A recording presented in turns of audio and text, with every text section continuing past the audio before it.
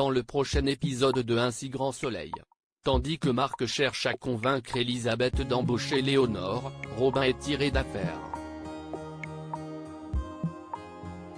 Inès a quant à elle trouvé un nouveau travail. Attention, les paragraphes qui suivent contiennent des spoilers sur l'épisode d'Un si grand soleil diffusé demain soir sur France 2. Si vous ne voulez rien savoir, ne lisez pas ce qui suit. Mardi 7 février 2023 dans Un si grand soleil. Marc cherche à convaincre Elisabeth d'embaucher Léonore. Elisabeth prend son petit déjeuner avec Alain lorsqu'elle reçoit un mail des salariés de Elle Cosmétiques qui se disent choqués qu'elle n'embauche pas Léonore à la suite de sa période d'essai. Et autant dire que la femme d'affaires est agacée que ses employés s'en mêlent et que son compagnon soit d'accord avec eux. De son côté, Henrik broie du noir, ce qui n'a pas échappé à Gary qui pousse son ami à se confier à lui. Malheureusement, Henrik n'en a pas vraiment envie et l'envoie balader. Pendant ce temps, Léonore retrouve Marc à la sortie du Midi Libre pour lui apporter un livre que Louis a oublié chez elle. Devant son air agacé, le journaliste cherche à comprendre ce qu'il se passe. Léonore lui apprend alors qu'Elisabeth n'a pas donné suite à sa période d'essai car elle a découvert son lien avec Myriam. Bien qu'il ne sache pas vraiment quoi dire, Marc se dit sincèrement désolé et espère qu'elle trouvera quelque chose rapidement. Léonore se rend ensuite à Elle Cosmétiques pour récupérer ses affaires. Sur place, Berthier lui conseille d'attendre qu'Elisabeth réponde à leur mail pour partir mais la mère de Louis sait pertinemment que sa supérieure ne reviendra pas sur sa décision. À son arrivée, Henrik la pousse à rester et se battre.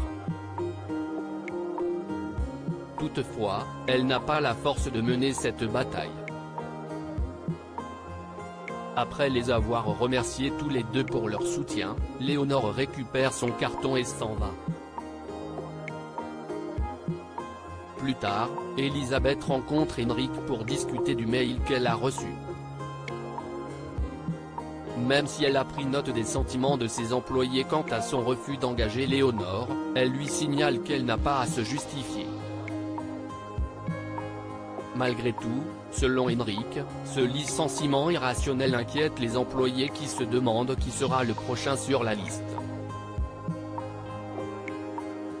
Une réaction qu'Elisabeth juge ridicule. Dans la foulée, la femme d'affaires reçoit la visite de Marc qui est venu plaider la cause de son ex-femme. Bien qu'il comprenne parfaitement ce qu'elle ressent car lui-même n'arrive pas à faire le deuil de Myriam, le journaliste estime que cela ne sert à rien de remuer le passé. Myriam a beau leur manquer terriblement, il est temps pour eux de tourner la page pour avancer. Lorsqu'elle cherche à savoir s'il souhaite qu'elle embauche Léonore, Marc le lui confirme et se dit même certain que c'est ce que Myriam aurait voulu. Après tout, Myriam et Léonore s'entendaient parfaitement bien avant que les choses dérapent. Comme Marc lui certifie que Léonore est quelqu'un de bien, Elisabeth rétorque qu'elle y réfléchira mais sans rien promettre. Robin est tiré d'affaire. Marmour a publié son article sur le cas de Robin et compte bien attirer l'attention sur cette affaire dans l'espoir de mettre la main sur les responsables. De son côté, Milo lit l'article du Midi Libre dans le bureau de Johanna. Agacé que le nom de sa société ait été cité, Milo, qui craint de perdre des clients, espère que l'expertise le blanchira au plus vite. Malheureusement, Johanna indique que cela risque d'être long. En effet, l'avocate de l'hôpital l'a contactée et désire la voir au plus vite pour discuter d'un arrangement. En parallèle, les constantes de Robin sont revenues à la normale. L'adolescent est donc tiré d'affaire et va pouvoir rentrer chez lui. Un soulagement pour toute la famille Cresson. Plus tard, Claudine croise Johanna. Ayant lu l'article du Midi Libre, l'avocate voudrait savoir si cette affaire n'impacte pas sa vie affective. Johanna lui confirme alors que ce n'est pas évident mais précise toutefois que ce n'est pas grave. Compréhensive, Claudine garantit qu'elle peut compter sur elle. Par la suite, Claudine se rend au tribunal et profite de croiser le procureur Bernier pour le remercier pour son bouquet de fleurs. Immédiatement, celui-ci saute sur l'occasion pour l'inviter à dîner, ce qu'elle accepte. Non loin de là, Thaïs reçoit un appel de Robin. Après avoir longtemps hésité, la jeune femme décroche et prétend qu'elle avait mis son téléphone sur silencieux pour justifier le fait qu'elle ne répondait pas à ses précédents messages. Soulagé, Robin lui annonce avec enthousiasme qu'il sort le lendemain de l'hôpital et qu'il aimerait la voir cet après-midi. Seulement, l'adolescente lui fait croire qu'elle doit aider son père à la pizzeria. Sentant bien que Thaïs est distante avec lui, Robin demande ce qu'il se passe. Une fois qu'elle a promis que tout allait bien, Thaïs fait mine d'avoir un double appel pour raccrocher. En fin de journée, Johanna rencontre Emma Roussel, l'avocate de l'hôpital.